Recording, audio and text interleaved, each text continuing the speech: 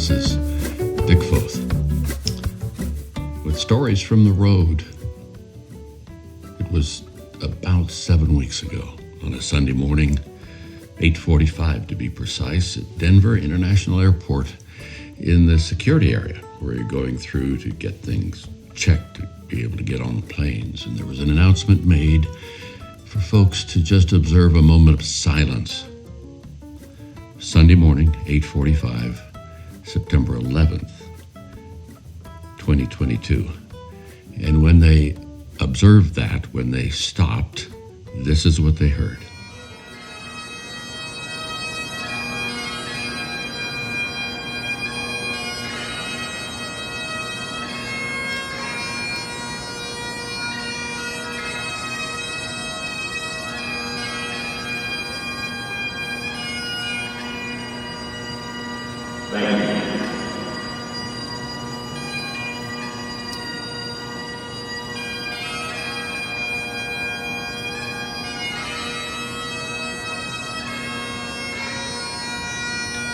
There is something about that song, the haunting tune, that takes me dozens of places.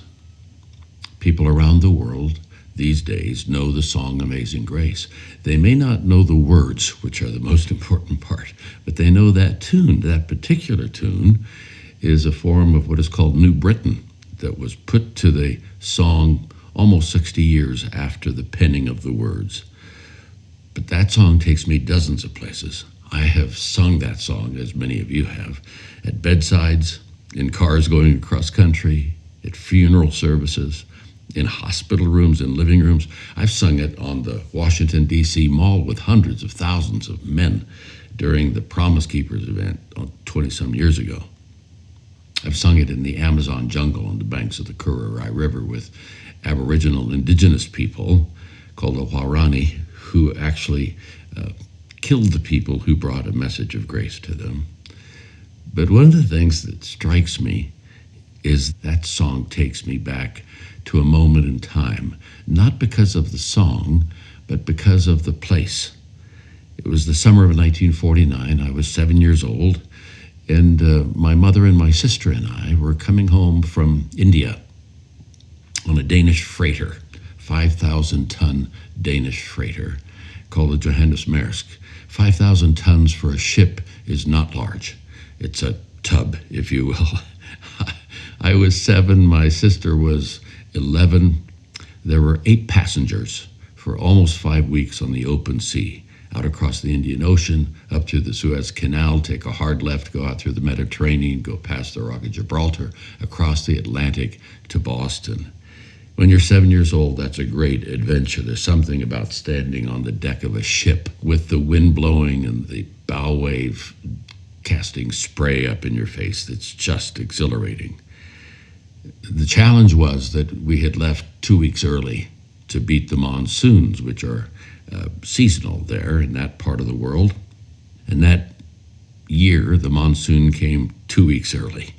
And we were in a typhoon created by this weather system for 3 days, 20 and 30-foot waves. Our cabin was just under the bridge in this old tub, if you will, and the prow would go under the water and the waves would crash into the front, or we'd go up and slide off sideways, and everybody was sick. The captain, the crew, all 8 passengers, of course. I'm 7 years old, and I was just getting started in life, and I thought maybe I was done. Maybe it was over, dead, kaput, gone. I've since been in several storms, not like that, and a couple of powerful earthquakes in California. Storms at sea and earthquakes on land have one thing in common. There is nowhere to run. The difference between an earthquake on land and a storm at sea is that most earthquakes might last a couple of minutes, and that's pretty severe. Typhoons or hurricanes can last a couple of days. It was a storm like that in the Atlantic off the northwest coast of Ireland in 1748 that would decades later put words to the song we know as Amazing Grace. Let me give you the cliff notes to that story. Where did that song come from? Well, it began in London in 1725 when a baby boy was born to John and Elizabeth Newton. Elizabeth Newton was a godly woman, God-fearing woman. Her husband, perhaps not so much. He was a stern seafaring man, captain of his own ship, a merchantman. John sat at his mother's knee for almost 7 years, listening to her teach him scripture, tell him Bible stories, no doubt sing songs to him and with him. 2 months before his 7th birthday, Elizabeth Newton died of tuberculosis. And the next 4 years were challenging for little John. He was sent off to a boarding school that didn't work well for a couple of years, and then he got in with some young friends that weren't great. And at age 11, his father took him to sea. Can you imagine being on a merchant ship? These ships are not 5,000-ton freighters, as small as that is by today's standards. Maybe at the top level, at the utmost, if you will, you'd have a ship that was 500 tons. And here's a boy, age 11, what we would call today a preteen, just on the cusp of his youth, being put into a situation with really challenging, tough people in tough circumstances. And for the next several years, he was with his father on that ship. And along the way, his father started transporting slaves. They would go from England down to the hump of Africa to what they called the Guinea area. They called these people Guinea men because they would buy slaves on the southwest coast of Africa and then transport them across the Middle Passage, chained in between the decks, horrific conditions. Anywhere from 15 to 30% of the slaves would die in process, and sometimes up to 20% of the crew themselves from fevers, malaria, and other kinds of things. When they got to the Americas, the Caribbean, South America, the southeast part of the United States, not then the United States, they would be sold. Oftentimes, most of the time, families split up, and with that money, rum and cotton would be bought to be brought back to England and make the trip again. Oftentimes, the trip would take a year or two. And that's the context for John Newton's growing up years. When he was 17, his father had arranged for him to have what we would call a job interview. So I suppose trying to get him, quote, out of the business. But he blew that off and went to see a girl that he had really become attracted to in London. Her name was Mary Catlett. And in that process, in that little journey, he was what would later become called shanghaied. He was impressed by an impressment gang of the British Navy. They just would find a young man on the street, strapping young guy, grab him, put him on a warship, and off he'd go. And that's where John Newton went for the next almost 2 years. At one point, he hated the ship, he hated the work, he was rebellious, he wouldn't obey orders, he wrote bawdy songs about the captain, and he deserted. They captured him, brought him back, strapped him, tied him to the mast, and in front of 350 sailors gave him 96 lashes. At that point in his journals later, he wrote, "I was thinking of ways to murder the captain or kill myself." The upshot was that he was traded off, passed off to a merchant ship that turned out again to be a slave ship, taken himself to the coast of Africa, there given to a guy who ran slaves along with his wife, and he became a slave for a couple of years. So not only did he transport slaves, he became one. Then his father put out the word, "Let's go find my boy. We need to find my boy." And one of his friends who captained the ship, Greyhound, found him near Sierra Leone in West Africa, had to convince him to come back by fabricating a story. They put him on the ship. They headed for home. And as they beat northward, they got up off the coast of Ireland, northwest tip of County Donegal. And this would be March of 1748. Horrific storm. Ran into a horrific storm. And in that, the cargo shifted. The ship was foundering, if you will, on its way down. Men had been washed overboard. He knew how to steer a ship. He had been on ships for years. I understand, some of the stories say that he was strapped to the wheel. So he was there at one point for 11 hours. And in the middle of that darkness and that terror, he called out to God. Some thought, some remembrance, some seed from those early 7 years at his mother's knee came through. And at age 23, he called out to God. It would be years, it would be 20-some years before he would pen those words. He even though he called out to God and said that was the start of his journey, he said it was a long journey. He would not consider himself, quote, a believer in Jesus in the full sense of the word. He still ran slave ships for 6 years after that. Then he had a convulsive fit, a stroke of some kind, and had to go to shore and was there for 10 years. And in that time, he grew in his faith. He was mentored by pastors and other solid men of faith. He applied to become a clergyman. Nobody really wanted him for a variety of reasons, as you might appreciate. And then at age 39, he did become part of the Anglican clergy. And for the next 40 plus years, he pastored in a town called Olney, and then later in Woolnoth in London. In 1772, 24 years after his experience in that horrific storm, he penned these words. It was a poem to go with a message that he was going to be preaching, and these are the words we know. Amazing grace, how sweet the sound that saved a wretch. You can put that in caps if you'd like me. The words are short, monosyllables, a lot of them. It was in the day when in the Anglican church you had to sing a certain kind of psalm, a certain kind of song, and oftentimes the meaning of the words would escape the common man, what he called plain people, plain folk. And so he wrote songs that could be remembered, wrote poetry that could be remembered. Amazing grace, how sweet the sound that saved a wretch like me. I once was lost, but now I'm found. Was blind, but now I see. 'Twas grace that taught my heart to fear, and grace my fears relieved.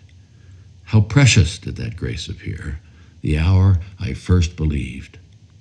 Through many dangers, toils, and snares I have already come. 'Tis grace that brought me safe thus far, and grace will lead me home. And finally, when we've been here 10,000 years, bright, shining as the sun, we've no less days to sing God's praise than when we first begun. It's an incredible story. I've read lots about John Newton. I have lots more to read. But here is a person who, as the captain of a ship, kept a journal. And that every day they keep journals on ships. So the weather conditions, the incidents, where they are on the face of the earth, if you will, or on the face of the high seas.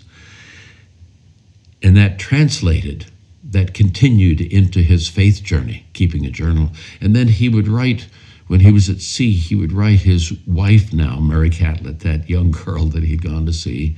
He would write her from the ship. And then later on, he would correspond with people who mentored him and learn both his scriptures, his theology, his view of the world through correspondence by letters. So there are scores and scores of his letters. Just a few thoughts about that amazing grace that John Newton spoke of. First of all, grace is not natural. When we are crossed or hurt or injured in some way, as a human being, justice or revenge is where I naturally go. I don't naturally go to, well, I forgive you for that.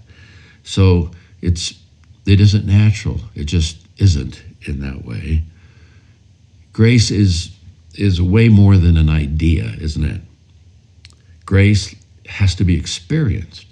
It's like a taste of fresh, cold water from a mountain stream high up in the Rockies near the source. Once tasted, Nothing else compares to that. But we are broken people, aren't we? I mean, everybody has struggles. Many trials, toils, and snares is how Newton put it. I love what started happening a couple of hundred years ago in Japanese culture, where a precious vessel, clay vessel of some kind or porcelain vessel, would be broken. And someone, some artist, some craftsman, artisan, started taking those pots and putting them back together piece by piece by mixing glue and gold. And by the time that piece was completed, it became more beautiful and more valuable than the original. That process was called kintsugi, the golden journey. I would submit that that's what Amazing Grace does. It restores the shattered to whole by the use of gold. It is indeed the golden journey. Grace is gold. Finally, grace is received. You got to receive it. I mean, it'd be like having that cold water available to you in the tap or the faucet in your kitchen, but never turning the handle. One has to be willing to receive that grace, that not natural grace from a Most High God. And I like how St. Augustine put it. He said, grace comes to open hands. If I'm holding on to things, if I'm holding on to my insecurities, my fears, my anger over my history, grudges that I will not let go of, there's no space for grace.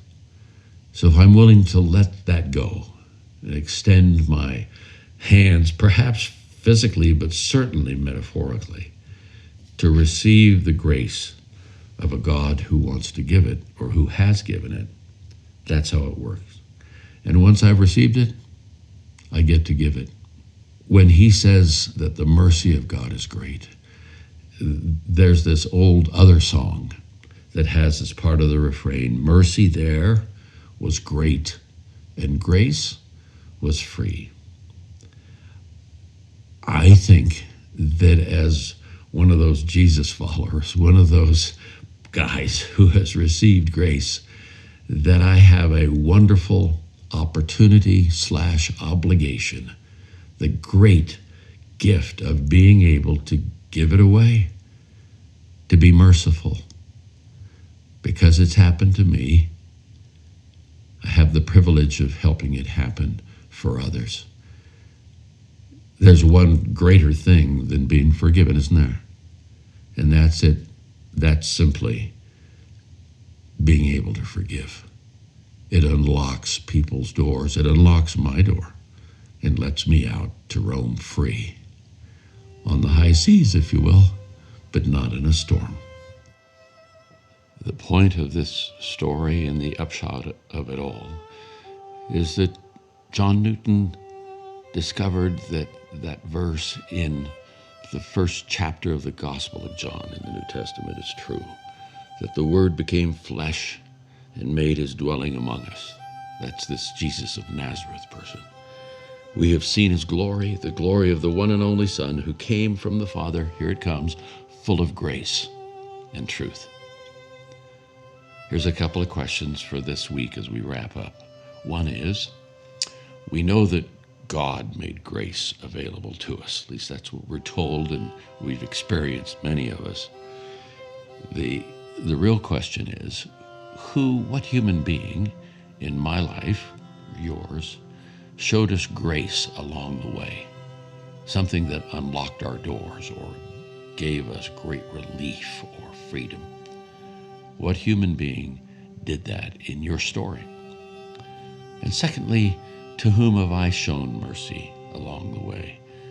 To what situation can I point and say, yes, that was a great opportunity to do that? Just something to ponder in this next week. That's it for today. Thanks a million for listening in.